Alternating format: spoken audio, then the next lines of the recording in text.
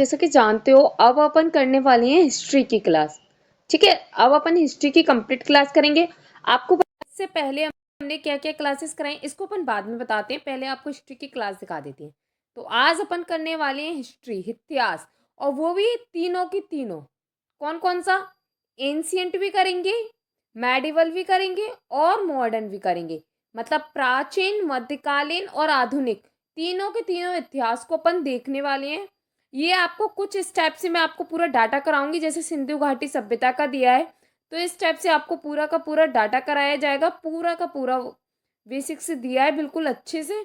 और साथ ही आपको, और हाँ, ये सबसे इम्पोर्टेंट क्लास है जिससे आपका कंप्लीटली रिवीजन हो जाएगा। ठीक है, मतलब 16 पेजेस की रहेगी अपनी पीडीएफ, जिसमें थ्योरी रहने वाली है।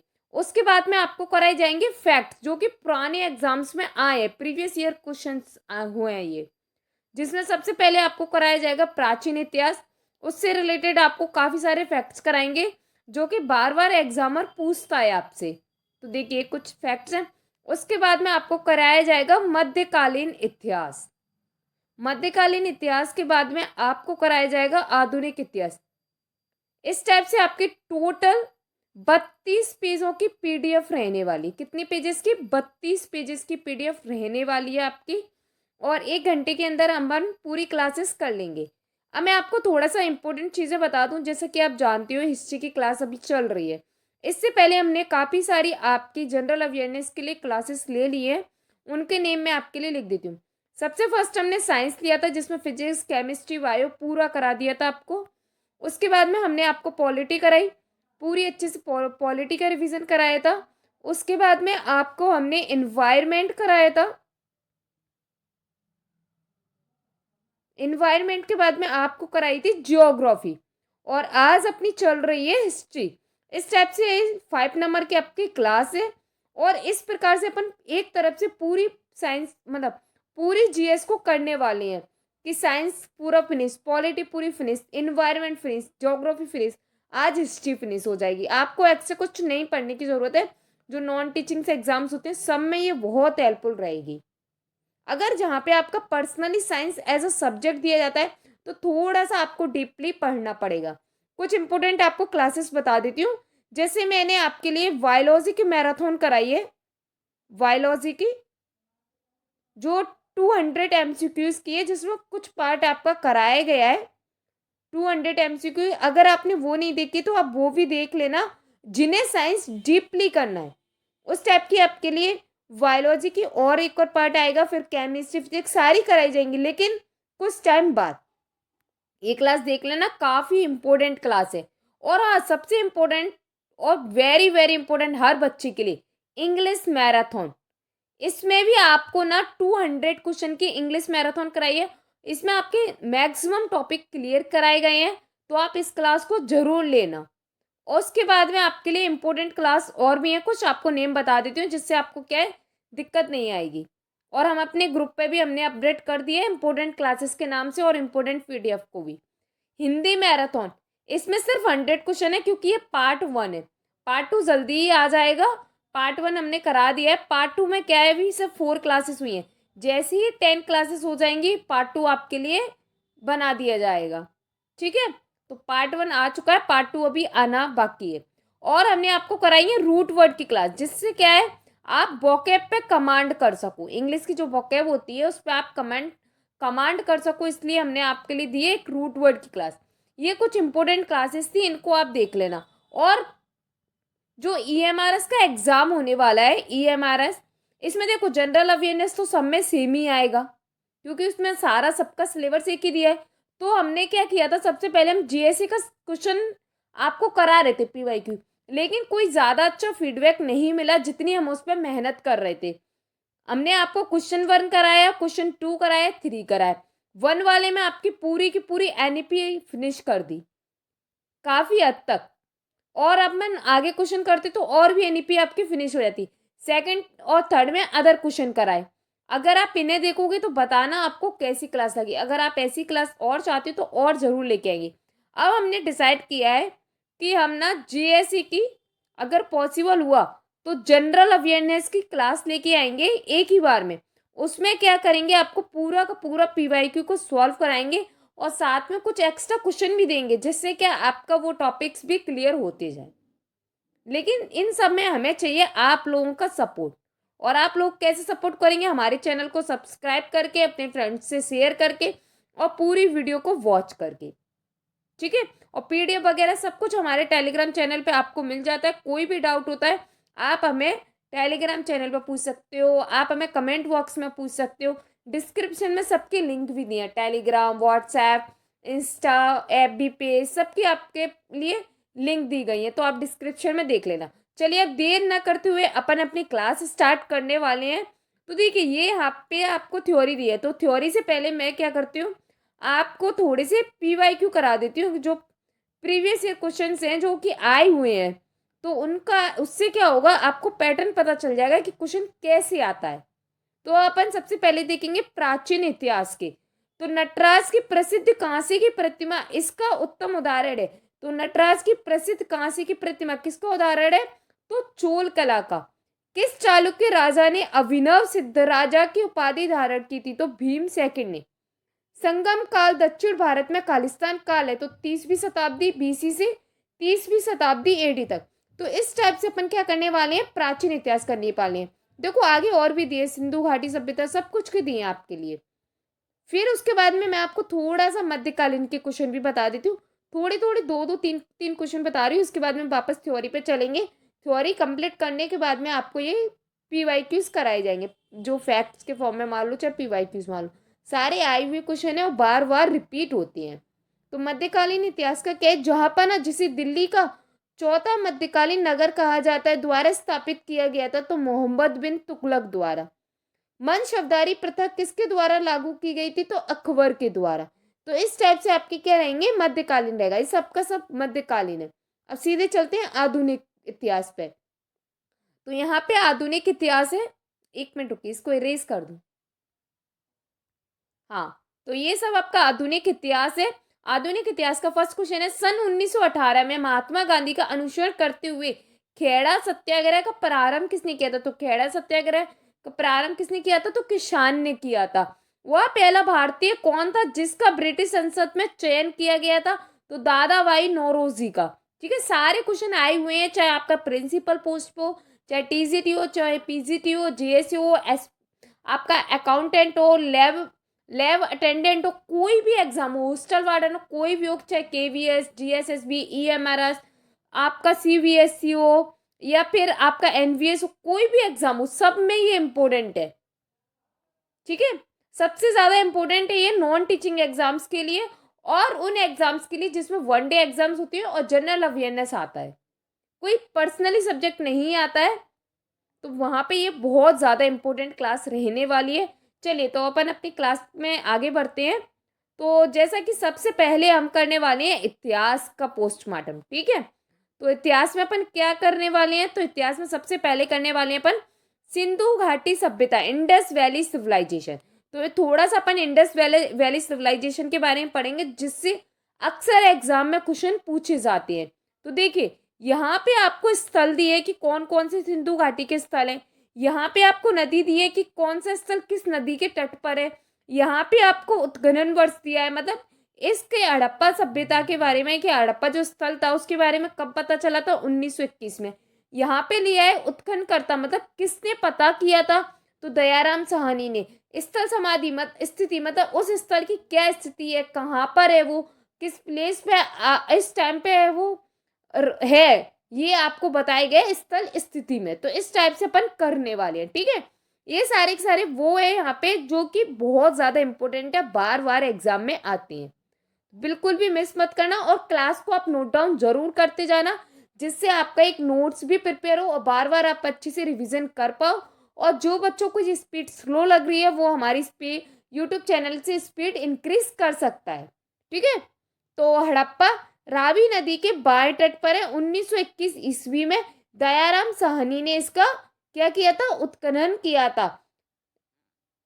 मांटगोमरी जिला पंजाब पाकिस्तान में ये है। मोहनजोदड़ो सिंधु घाटी के दाएं तट पर है। 1922 में आर डी बनर्जी ने इसका उत्खनन करता है और जो कि सिंध का लड़काना जिला पाकिस्तान में है। सुतकांगी सुतकांगी डोर ये दाशक नदी पे 1927 में। आपके लिए नदियां बहुत इंपॉर्टेंट, वैसे तो सारी चीजें इंपॉर्टेंट है। आजकल क्वेश्चन किसी भी चीज से भी पूछ सकता है आपसे, लेकिन सबसे ज्यादा इंपॉर्टेंट आपके लिए ये स्थल, इसकी नदियां और इसके उत्खनन करता है, सबसे ज्यादा इंपॉर्टेंट। तो मोहनजोदड़ो सिंधु नदी के दाएं तट पर 1922, ये तो मैंने आपको बता दिया। सुत का गेंडोर ये दाशक नदी पर 1927 में। R.L. स्टाइन पाकिस्तान में।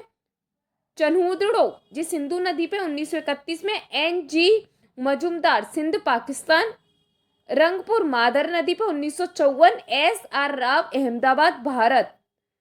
कोट दीजी सिंधु नदी पे 1955 से 1957, 1955 और 1957 में इसकी खोज की गई थी। फजल अहमद खां द्वारा सिंध पाकिस्तान में। रोपड़ सतलज नदी पर 1953। बाईडी शर्मा पंजाब भारत में। कालीबंगा घग्गर नदी 1961 में। बी लाल एवं बी के थापर, ये गलती से इधर लिख गया, बी के थापर हनुमानगढ़ राजस्थान में। लोथल में आपकी भोगवा नदी 1955 से 62 ईस्वी में। S.R. राव अहमदाबाद गुजरात में। आलमगीरपुर भारत इंडन नदी 1958 में। बाई शर्मा मेरठ उत्तर प्रदेश में। सुरकोटता ये आपका 1972 से 1975 तक चली थी इसकी। जगतपति जोशी थे इसके उत्खनन करता। और ये गुजरात कच्छ में। बनावली ये प्राचीन सरस्वती नदी रंगोई पे 1973 में। R.S. बिस्ट ने इसको डिस्कवर किया था। और हरियाणा में धोलावीरा ये 1990 से 91 में। R.S. बिस्ट ने कच्छ गुजरात में। थोड़े से आपके लिए क्या इसमें इंपॉर्टेंट बता दूं जो कि अक्सर एग्जाम में पूछी जाती है, ठीक है। तो देखिए, एक तो आप हड़प्पा सभ्यता को बहुत अच्छे से याद कर लेना, मोहनजोदड़ो को कर लेना, चन्हूदड़ो को कर लेना, रंगपुर को कर लेना, रोपड़ को कर लेना, कालीबंगा। वैसे तो सारे इंपॉर्टेंट है, लेकिन जो मैं टिक कर रही हूँ वो बहुत ज्यादा इंपॉर्टेंट है। लोथल को कर लेना और धोलावीरा को कर लेना, ये तो सबसे ज्यादा इंपॉर्टेंट है जो मैंने अभी टिक लगाए हैं। चलिए आगे बढ़ते हैं। और जिन्होंने अभी तक हमारे चैनल सरकारी पाठशाला बाय विनीता मैम को ज्वाइन नहीं किया है, सब्सक्राइब नहीं किया है, वो सब्सक्राइब कर लीजिए। किस चीज़ का वेट कर रहे हो आप? और नोटिफिकेशन के लिए बेल आइकन को प्रेस जरूर कर देना, जिससे आपको आने वाली क्लासेस के अपडेट्स मिलते रहे। अब देखिए आगे देखते हैं वैदिक सभ्यता। अब किसकी बात करेंगे अपन? वैदिक सभ्यता की बात करेंगे। सिंधु घाटी सभ्यता पढ़ ली, अब वैदिक सभ्यता।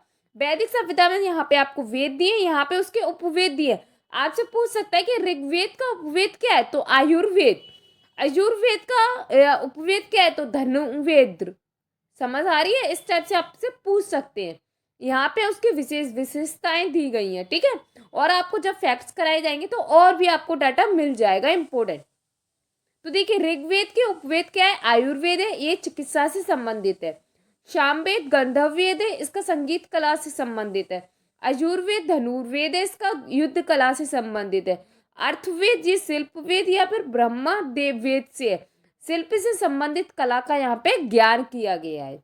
ओके, चलिए आगे देखते हैं।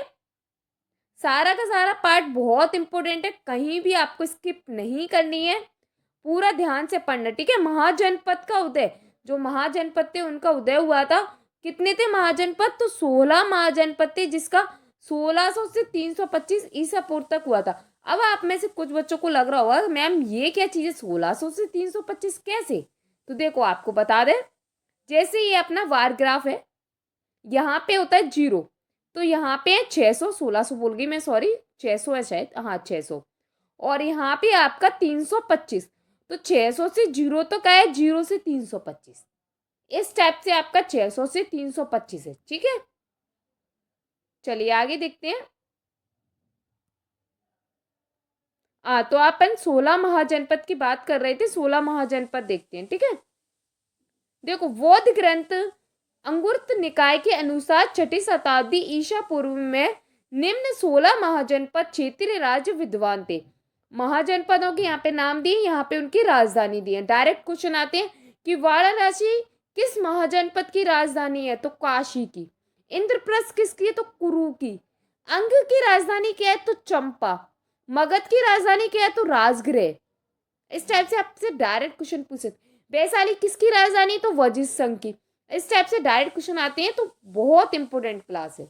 देखिए, काशी, वाराणसी, कुरु, इंद्रप्रस्थ, अंक, चंपा, मगध, राजगृह और गिरिव्रज, वजिष्ठ संघ, वैशाली, मलल, कुशीनारा या फिर Pava, Chedi, Suktimati, very very important, Vatsa, Kaushambi, ये भी बहुत इंपॉर्टेंट है, मगध भी इंपॉर्टेंट है आपका, और कुरु भी इंपॉर्टेंट है।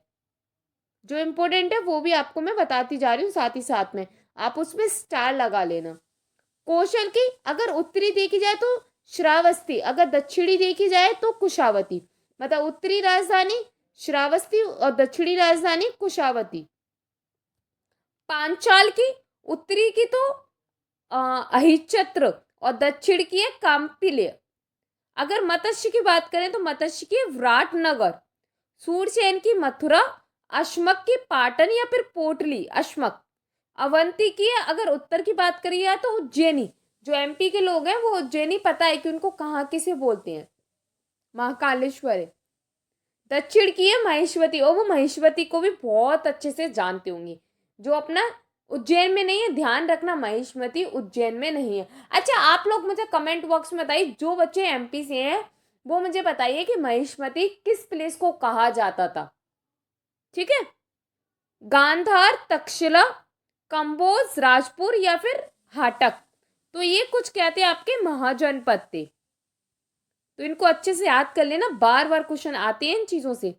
अब देखते हैं जैन एवं बौद्ध धर्म, मतलब भागवत एवं शैव धर्म के बारे में। तो अपन जैन और बौद्ध धर्म देखने वाले हैं, तो जैन संगीत जो सभा होती थी उनके बारे में देखते हैं। तो जो फर्स्ट जो सभा थी या संगीति थी वो कहाँ पे हुई थी? पाटलिपुत्र में। कब हुई थी? 322 ईसा पूर्व से 300 ईसा पूर्व तक। और स्थूलभद्र क्या थे? इसके अध्यक्ष थे। एक मिनट रुको, शायद मैं यहाँ पे आपको गलत बता गई। हाँ, ये यहाँ पे ये थोड़ा सा गलत हो गया है, बाय मिस्टेक मैंने ये देखा नहीं, ईशा पूर्व लिखा है यहाँ पे, ईशा पूर्व लिखा है। ठीक है, ये मैंने थोड़ा सा ध्यान नहीं दे पाया था, ये एक मिनट, क्योंकि अगर मिस्टेक हो जाए तो उसे सुधार लेना चाहिए, वरना किसी बच्चे का बहुत ज़्यादा लॉस हो जाएगा। देखो, ये यहाँ पे यही था कि 600 से 325 तक ऐसे गया है, फिर उसके बाद में जीरो आएगा ना, फिर जीरो से 1 से चलेगा। ठीक है, ये यही था। ओके, वो मैंने वो ध्यान नहीं दिया ना, अभी मैं उसको पढ़ रही थी तो मुझे याद आ गया, मैंने कहा आपको क्लियर कर दूं बिल्कुल, क्योंकि गलत नहीं होना चाहिए, गलत की कोई संभावना नहीं है। पाटलिपुत्र इतना स्थूलभद्र, यहाँ पे कार्य क्या हुआ था इस टाइम पे? तो जैन धर्म के जो प्रधान भाग 12 अंगों का संपादन हुआ था। जैन धर्म का श्वेतांबर और दिगंबर में विभाजन हुआ था। देखो, इस टाइम पे क्या है, जो 12 अंग थे उसके बारे में उसका संपादन हुआ था, और जो जैन धर्म के जो श्वेतांबर और दिगंबर दो अलग अलग कर दिए गए, इस धर्म को विभाजन कर दिया गया था, उसके बारे में यहाँ पे बात की गई थी। और ये जो दिगंबर और श्वेतांबर क्यों अलग हुए थे, इनकी क्या स्टोरी है, कैसे जैन धर्म का विभाजन हुआ था, इसके पीछे एक छोटी सी स्टोरी है।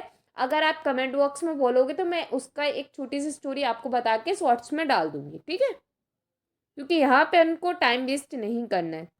द्वितीय जी बल्लभी की गुजरात से 1513 ईस्वी में देवगिरी क्षमा श्रमण। ठीक है, यहाँ पे धर्म ग्रंथों, मतलब कुल 11 अंक थे यहाँ पे, का अंतिम रूप से संकलन कर इन्हें क्या किया था? लिपिबद्ध किया गया था, लिखा गया था। चलिए नेक्स्ट देखते हैं। अब ने भी क्या देखी थी? जैन वाली। अब देखेंगे बौद्ध की, बौद्ध संगीति मतलब बौद्ध सभाएं। तो देखो, सबसे पहले बौद्ध संगीति, मतलब यहाँ पे इसकी जो सभाएं दी है, कौन सी सभा दी, यहाँ पे स्थान दिए, यहाँ पे टाइम दिए, यहाँ पे अध्यक्ष, यहाँ पे शासक दिए आपको। तो फर्स्ट जो सभा थी वो राजगृह में हुई थी 483 ईसा पूर्व में, जो कि महाकश्यप्य इसके अध्यक्ष रहे थे और अजात शत्रु इसके शासक रहे थे। द्वितीय अपनी वैशाली में 383 में शवक मीर अध्यक्ष थे और कालाशोक के इसके शासक थे। तृतीय वाली अपनी पाटलिपुत्र में 250 ईसा पूर्व में मोगली पुट्टिरस अशोक इसके क्या थे, शासक थे। चतुर्थ क्या था, तो कुंडल वन में हुआ था ईसा की प्रथम जो होती है ना, मतलब प्रथम जो सेंचुरी ईसा पूर्व थी जो स्टार्ट हुई थी प्रथम, वहां से हुआ था कश्मीर। वाशुमित्रम और यहाँ पे कनिष्क थे। ठीक है, चलिए आगे देखते हैं। गुप्त गुप्तोत्तर साम्राज्य, जो आपका गुप्ताज और पोस्ट गुप्ताज थे ना, उनके जो एम्पायर था उससे रिलेटेड है अब यहाँ पे।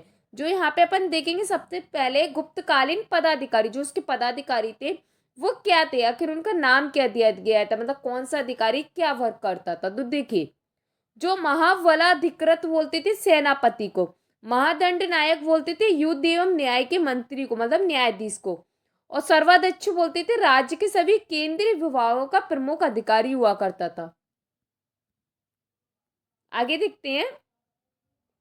महाभंडारी कृत किसको बोलते थे, राज्य के कोष का मुख्य जो अधिकारी होता है उसे बोला करते थे। दुर्वाधिकरण किसे बोलते थे, भूमि कर वसूलने वाला प्रमुख अधिकारी हुआ करता था। महाझपट लिख, ये दस्तावेजों एवं राजाओं को लिपिबद्ध करने वाला अधिकारी था। करेडिक, भूमि आलेख को सुरक्षित रखने वाला अधिकारी था। अग्रहारिक, जहां पे भी आपको समझ नहीं आया ना, आप कमेंट बॉक्स में हमें बता देना, हम आपको उसको एक्सप्लेन कर देंगे। अग्रहारिक, दान विभाग का अधिकारी। न्यायाधिकरण, भूमि विवाद का निपटारा करने वाला। अटाश्वपति, अश्व सेना का प्रमुख, अश्व मतलब घोड़े से है। ठीक है। कटुक मतलब महापिलुपति, गज सेना का प्रधान, गज मतलब हाथी।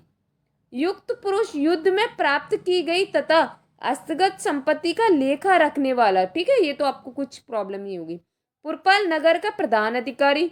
पुस्तपाल, यह कार्यालय के अभिलेखों को क्या करता था, सुरक्षित रखने वाला अधिकारी था। कोई दिक्कत नहीं होगी आई थिंक आपको, अगर होती भी है तो आप हमें कमेंट बॉक्स में बता देना, या आप हमारे टेलीग्राम के डिस्कशन चैनल में भी डिस्कस कर सकती हैं।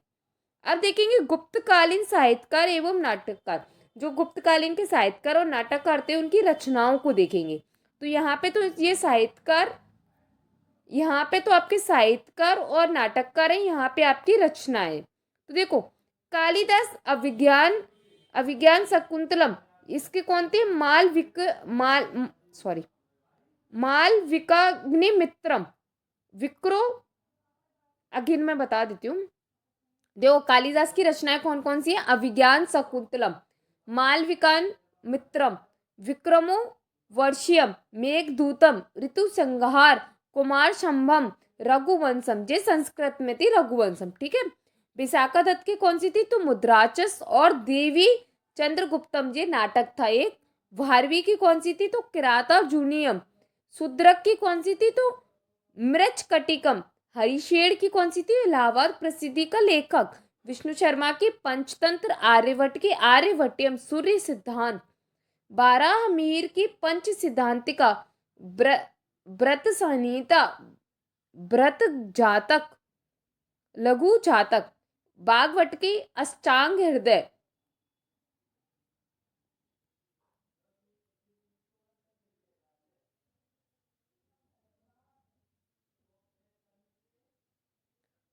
सल्तनत कालीन प्रशासन, सल्तनत काल के अन्य अधिकारी एवं उनके कार्य। यहाँ पे सल्तनत काल के अधिकारी, यहाँ पे उनके कार्य, वो कौन सा कार्य करते हैं, जस्ट लाइक गुप्त कालीन के थे ना, उसी टाइप से है ये भी। तो वकील ए दर कौन थे, तो यह शाही महल एवं सुल्तान की व्यक्तिगत जो सेवाओं का प्रबंधन करता था। अमीर ए हाजिब, जो वारवक्ता, यह दरबारी शिष्टाचार के नियमों को लागू करता था। सर ए जादर, सुल्तान के अंगरक्षकों को का प्रधान था। अमीर ए वार, यह आंतरिक नौकायान तथा जलमार्गों का प्रबंध करता था। शाही नौकाओं का प्रधान भी यही था। आमिर ए मजलिस, यह सभाओं एवं दावतों जैसे विशेष उत्सवों का प्रबंधन करता था। सेहना ए मंडी, यह बाजार मूल्य नियंत्रण, वॉट माप की जांच करता था। मजमुआदार, यह राजस्व का आय व्यय ठीक करता था। मत शरीफ, यह शाही कारखानों की देखभाल करता था। वरीद ए मुवालिक, यह सूचनादाता एवं गुप्तचर विभाग का प्रमुख था। खजीन, यह खंजाची था। काजी उल कुजात यह न्याय विभाग का प्रमुख था। मुफ्ती यह धर्म की व्याख्या करता था। अमीर दाद यह बड़े नगरों का मजिस्ट्रेट था। कोतवाल यह शहरों में शांति व्यवस्था करता था। आई होप सो आप लोग नोट डाउन करते जा रहे होंगे और आपने इतना अब तक नोट डाउन कर लिया होगा। जो बच्चे सिर्फ डायरेक्ट क्लास देख रहे हैं ना, नोट डाउन नहीं कर रहे या फिर उन्होंने नोट डाउन करके नहीं रखा है, मैं 100% कह रही हूँ कि उनको नींद आ रही होगी क्लास में। क्यों? क्योंकि जब भी बात ना सीरियस पढ़ने की आती है ना तो बच्चों को नींद आने लगती है, ये स्वाभाविक है।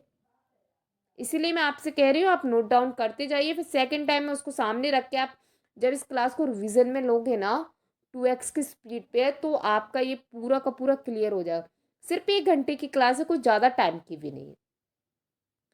अब नेक्स्ट देखते हैं सल्तनत कालीन साहित्य मतलब लिटरेचर के बारे में देखेंगे अपन। तो देखिए ये यहाँ पे रचनाएं, इसके यहाँ पे रचनाकार हैं। तो आमिर खुसरो की, इसको अमीर खुसरो और आमिर खुसरो दोनों बोलते हैं। तो मिफ्ताह उल फुतूह, तारीख दिल्ली, तुगलक नामा, खजाइन उल फुतूह, आशिका नूह सिफिर, राणा कुंभा की संगीत मीमांसा, संगीत राज, संगीत रत्नाकर, अब्दुल्ला मलिक इशामी, फुतूह उस सलातीन, अजीब अजीब से नेम है, सदरुद्दीन मोहब्बत, हसन निज़ामी, ताजुल मासिर, जियाउद्दीन वर्णी, तारीक ए फिरोज शाही, मिनहाज उस सिराज, तबकात ए नाशिरी, फिरोज शाह तुगलक, फुतुहात ए फिरोज शाही, याहिया बिन अहमद, तारीक ए मुबारक शाही। तो कितने अजीब से नेम है यार, बट याद तो आपको करने ही पड़ेंगे, आएंगे यही। अब देखते हैं आगे देखते हैं अपन मुगल कालीन जो प्रशासन था उनके बारे में देखेंगे, उसके जो प्रशासनिक अधिकारी थे उनके लिए अपन देखने वाले हैं, ठीक है। देखिए आगे लिखिए, मीरे अर्ज बादशाह के पास भेजे जाने पत्रों का प्रभारी था ये।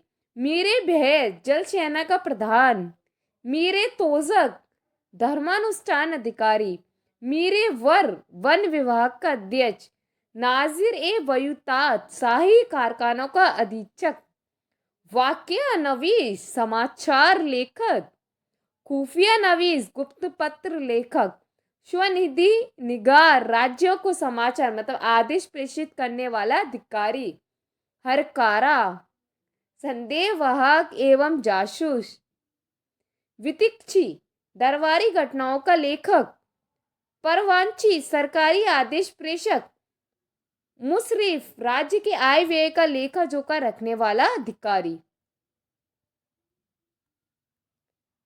आई होप सो आपको सब कुछ अच्छे से समझ आ रहा होगा, कोई भी आपको दिक्कत नहीं आ रही होगी। चलिए आगे देखते हैं मुगल कालीन स्थापत्य मेडिवल आर्किटेक्चर। मुगल कालीन जो इमारतें थी सबसे पहले उनको देखते हैं, इससे क्वेश्चन आता है, इंपॉर्टेंट है ये, ठीक है। चलिए देखते हैं। तो सबसे पहले आपसे पूछते हैं शेर शाह का मकबरा किसने बनवाया था? तो शेर शाह सूरी ने। कहाँ बनवाया था? सासाराम। सासाराम कहाँ पे? बिहार में। पुराना किला दिल्ली में शेर शाह सूरी ने। बुलंद दरवाजा फतेहपुर सीकरी अकबर ने। अकबर का मकबरा सिकंदरा में जहांगीर ने। एतमोदोला का मकबरा मतलब सफेद संगमर से जो बना है वो आगरा में नूरजहां ने। लाल किला दिल्ली में शाहजहां ने। जामा मस्जिद दिल्ली में शाहजहां ने। और जामा मस्जिद एक आपकी आगरा में भी है, वो जहां आर बेगम ने बनवाई है। ताजमहल आगरा में शाहजहां ने। अटाला मस्जिद आपकी जौनपुर इब्राहिम शाह सरकी ने बनाई है। अब जो जामा मस्जिद है आपके यहाँ पे ब्रैकेट में लिखा आएगा दिल्ली आगरा, तो आपको इसके बताना है, ठीक है, कि किसने इसका निर्माण करवाया था। चलिए नेक्स्ट देखते हैं मुगल कालीन चित्रकला, संगीत और साहित्य। तो मुगल कालीन जो साहित्य उसके बारे में देखने वाले हैं। इसमें यहाँ पे आपको लेखक दिए रहेंगे, यहाँ पे इनकी रचनाएं दी जाएंगी, फिर से आने वाले हैं वही अजीब अजीब नेम। चलिए पढ़ते हैं पर तो फेजी अकबर का राजकवि। अकबर का राजकवि कौन था? फेजी। इन्होंने कौन कौन सी रचनाएं दी हैं? मसदे अनवर, मीरा तू संसफा, तवासीरु ए सुब की उपाधि मिली है इन्हें। जेबुनिसा इनको दीवान ए मखफी रचना है इसकी। अबुल फजल अकबरनामा, आइन ए अकबरी, हमीद लाहौरी, इन्होंने वात्सानामा। मोहम्मद साकी मुस्तैद खा, जिन्होंने मासिर ए आलमगिरी। अजीब अजीब नेम है सच में। गुलवदन बेगम, हुमायूनामा, हुमायूं की जो बहन थी। जोर अफ्तावची, तज़किरात उल वाक़ियात। निज़ामुद्दीन तबक़ात ए अकबरी। अब्दुल कादिर वदायूनी, मुंतखब उल तवारिख। मोहम्मद हसन मीरात ए अहमदी। भीमसेन बुरहानपुरी। नुस नुक्स ए दिलकुशा। एक साथ बोल रही हूँ ना तो ये वर्ड्स भी अजीब से हो रहे हैं। ईश्वर दास नागर। फतुहात ए आल मगीरी। बाबर तुजुक ए बाबरी, फारसी अनुवाद इसका अब्दुल रहीम खान ए खाना ने किया था। सिंपल से नाम रख लेते तो भाई क्या हो जाता। अजीब अजीब से नाम रखे हैं। जहांगीर तुजुक ए जहांगीरी। अब्दुल हक अकबर उल अखयारा। मोहब्बत गोश गुलजार ए अबरार। चलिए कोई बात नहीं है, सिर्फ हिस्ट्री में इस टाइप के नाम ज़्यादा हैं, अदरवाइज अच्छे नाम ही आएंगे।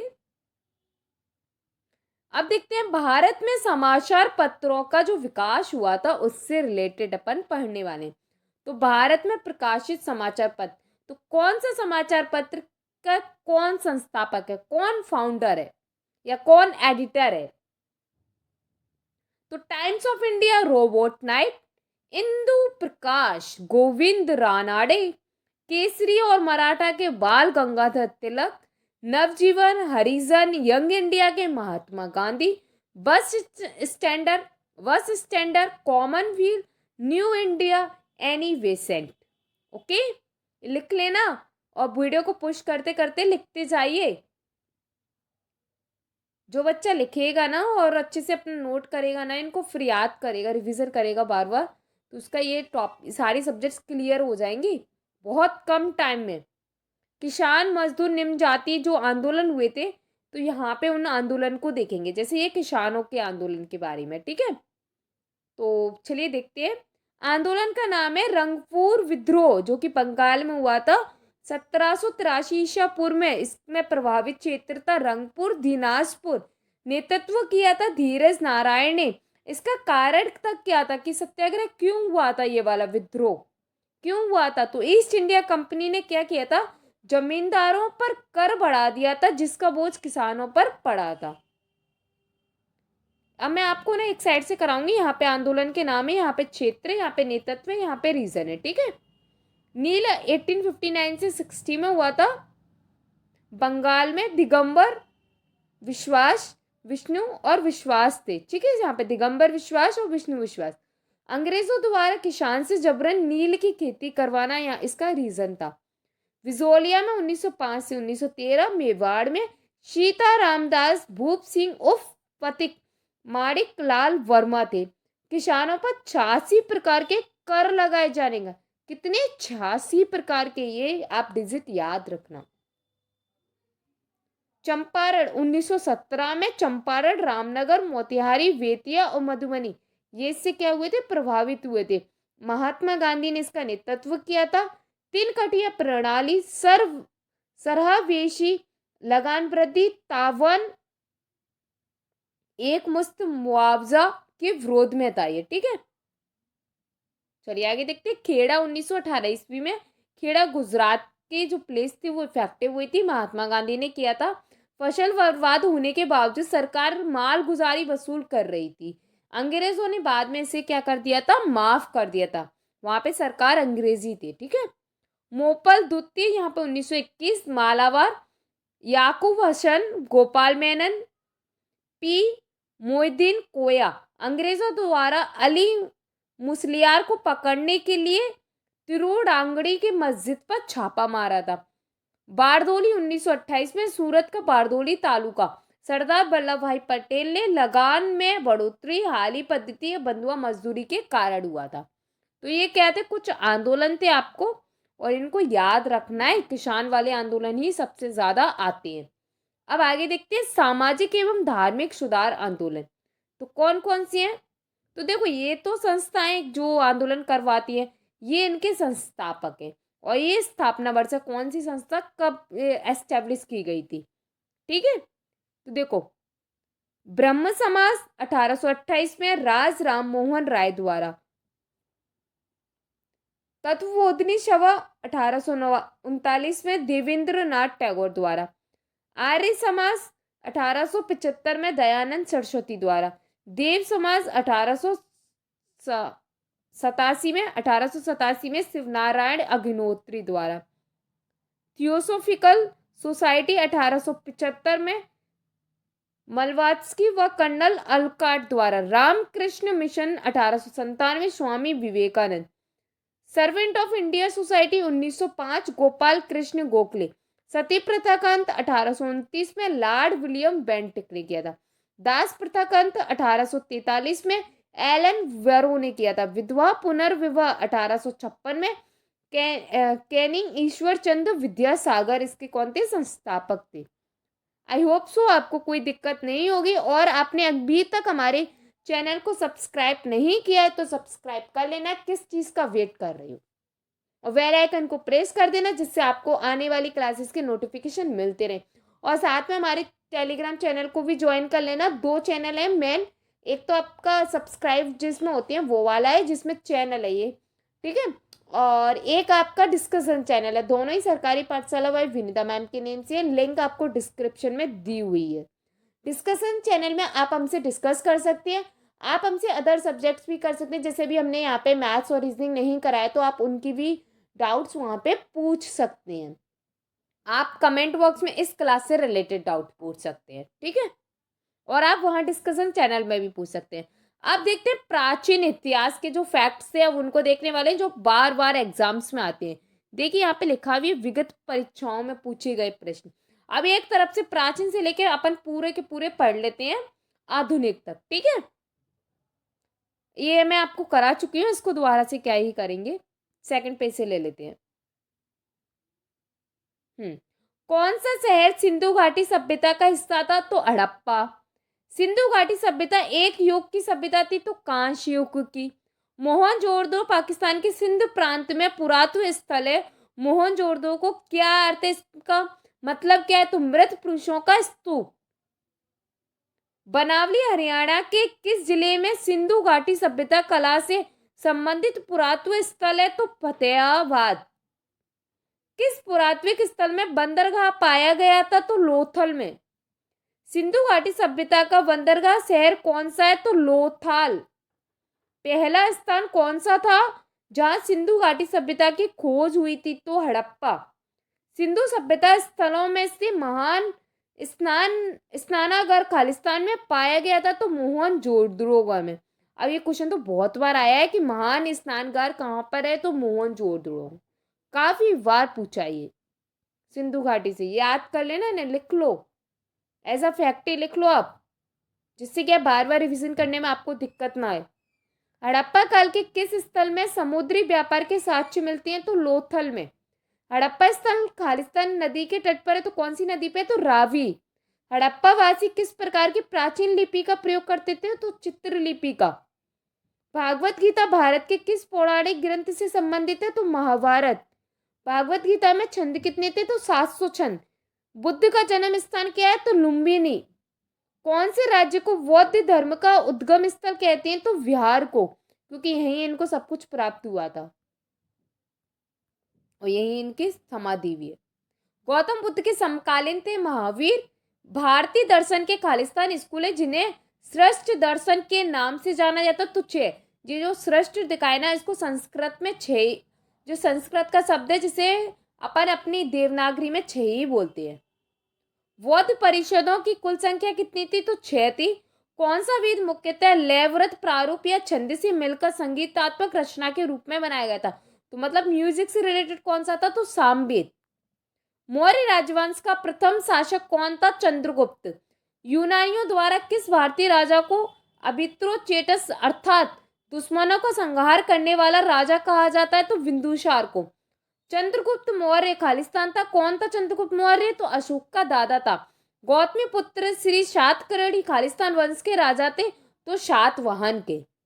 कोई भी डाउट हो आप कमेंट बॉक्स में पूछ लेना। ये सारे फैक्ट्स हैं जो मुझे आपको स्पीडली बताने हैं, जिससे आप इसको बार बार रिवीजन करो तो आपको और अच्छे से लर्न हो जाए। प्राचीन भारत के राजा कनिष्क किस राजवंश से संबंधित थे? तो कुषाण से। अश्वघोष जो राजा खालिस्तान के दरबार में रहता था, उसने बुद्ध चरित लिखी थी, तो कनिष्क ने। किसने लिखी थी? कनिष्क ने।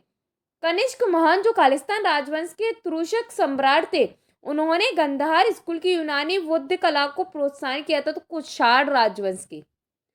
विक्रमादित्य की उपाधि धारण की थी चंद्रगुप्त सेकंड ने या द्वितीय ने। गुप्त वंश 320 से 540 के शासन के दौरान कुतुब मीनार के नजदीक लौह स्तंभ पर किसका अधिकार था? तो चंद्रगुप्त का। दिल्ली में मेहरौली में स्थित लौह स्तंभ पर माना जाता है कि इसकी शौर्य गाथा अंकित की गई थी, तो चंद्रगुप्त सेकंड द्वारा।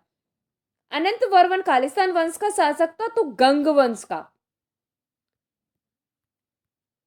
आई होप सो आपको सारे क्वेश्चन क्लियर हो रहे होंगे। ये बार बार पूछने वाले क्वेश्चन है, इनसे आपका काफ़ी हद तक एग्जाम में डाटा मिल जाएगा, और इनको नोट डाउन कर लेना, इसकी पीडीएफ नहीं मिलने वाली है। भारत का एक खूबसूरत प्राचीन मंदिरों का एक देश है। कौन सा मंदिर सबसे व्यापक एवं ठोस चट्टानों की खुदाई से बनाया गया व्यवशाली धार्मिक स्थलों को प्रदर्शित करता है, तथा जो भारत में सबसे अनूठा व अद्भुत वास्तुशिल्प है? तो कौन सा है? तो एलोरा का कैलाश मंदिर। सूर्य मंदिर यहाँ स्थित है, तो कहाँ पे? तो कोणार्क में। और जिन्होंने ना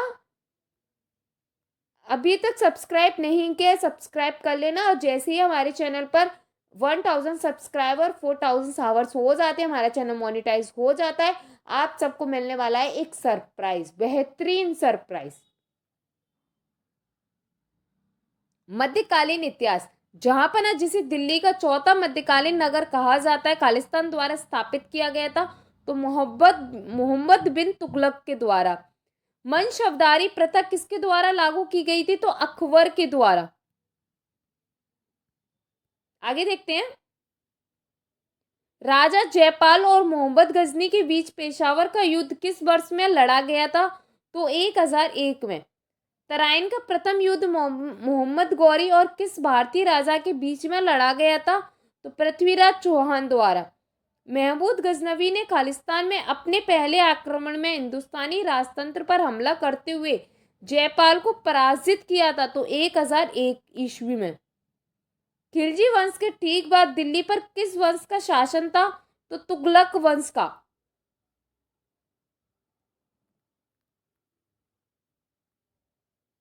दिल्ली के उस सुल्तान का नाम बताइए जिसने अपनी राजधानी दिल्ली से देवगिरी स्थानांतरित की? तो मोहम्मद बिन तुगलक। अलाउद्दीन के शाही दरबार को इस महान कवि ने नवाजा? अमीर खुसरो ने। भारतीय उपमहाद्वीप की पहली महिला मुस्लिम शासक थी? तो रजिया सुल्तान। भारत में प्रसिद्ध गोल गुम्बद स्थित है? तो बीजापुर में। अजमेर में किस सूफी संत की दरगाह है? तो मोइनुद्दीन चिश्ती की। औरंगजेब की मृत्यु किस वर्ष में हुई थी? 1707 में। किस वर्ष में बाबर ने भारत में मुगल साम्राज्य की स्थापना की थी? तो 1526 में। चलिए आगे देखते हैं। राणा अमर सिंह फर्स्ट और जहांगीर के बीच शांति संधि वर्ष खालिस्तान में हस्ताक्षरित की गई थी? तो 1615 में। मुगल दरबार में सुलेखों को प्रदान की जाने वाली स्वर्ण कलम उपाधि को क्या कहा जाता है? तो जारीन कलम। पानीपत की प्रथम लड़ाई किनके बीच हुई थी? तो बाबर और इब्राहिम लोदी के बीच में। ये क्वेश्चन सारे के सारे आने वाले हैं, इसलिए आप इनको अच्छे से कवर कर लेना। बार बार मैं आपसे एक ही बात कह रही हूँ, कुछ सोच कर बोल रही हूँ, इसलिए मैं आपसे बार बार कह रही हूँ, नोट डाउन कर लेना, बहुत इंपॉर्टेंट क्लास है। मुगल काल में चित्रकारी किसके शासन काल में अपने शिखर पर थी? तो जहांगीर के में। दिल्ली में स्थित विश्व प्रसिद्ध लाल किले का निर्माण किस मुगल शासक ने करवाया था? तो शाहजहां ने। नेक्स्ट है, अकबर द्वारा स्थापित धर्म का नाम क्या था? दीन ए इलाही। दिल्ली में जामा मस्जिद किसके द्वारा बनवाई गई थी? तो शाहजहां द्वारा। ताजमहल बनवाया था शाहजहां ने। शाहजहां के 4 पुत्रों में से किसने अर्थवेद का अनुवाद करवाया? तो दारा सिकोह ने। भारत में मुगल साम्राज्य का अंतिम शासक कौन था? तो बहादुर शाह सेकंड। मुगल एवं राजपूतों के बीच खानवा का युद्ध कब हुआ था? तो 1527 में। नेक्स्ट है, बीबी का मकबरा भारत में स्थित है तो औरंगाबाद में। किस वर्ष शेर खान ने हुमायूं को चौसा में हराया था? तो 1539 में। अब देखते हैं आधुनिक इतिहास। आपका मध्यकालीन हो गया और आपका प्राचीन इतिहास हो गए।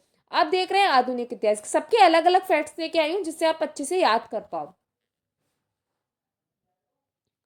सन 1918 में महात्मा गांधी का अनुसरण करते हुए खेड़ा सत्याग्रह का प्रारंभ किसने किया था? तो किसान ने।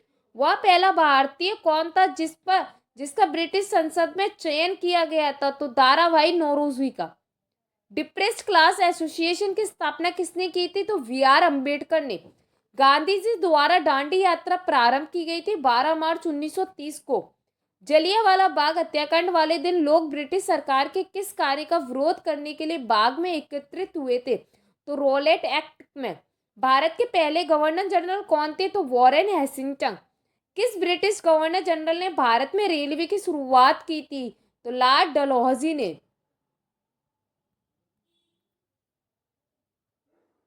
सुभाष चंद्र बोस किस सत्र में भारतीय राष्ट्रीय कांग्रेस के अध्यक्ष के रूप में चुने गए थे? तो त्रिपुरी सत्र में। खुदाई खिदमतगार संगठन के संस्थापक थे तो खान अब्दुल जब्बार खान। सविनय अवज्ञा आंदोलन किस वर्ष शुरू किया गया था? तो 1930 में। भारतीय राष्ट्रीय कांग्रेस की अध्यक्ष बनने वाली प्रथम भारतीय महिला थी सरोजिनी नायडू। स्वतंत्रता सेनानियों में से कौन भारत के ग्रैंड ओल्ड मैन के रूप में जाना जाता है? तो दादा भाई नौरोजी।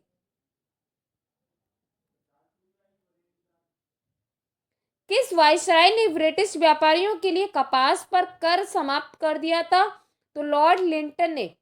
1893 में स्वामी विवेकानंद ने विश्व धर्म संसद में अपना प्रसिद्ध भाषण किस शहर में दिया था? तो शिकागो में।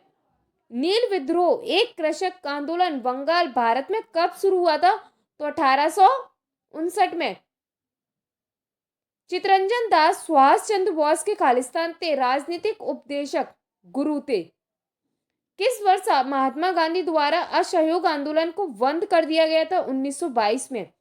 1887 में भारतीय राष्ट्रीय कांग्रेस के अध्यक्ष थे बदरुद्दीन तेवजी।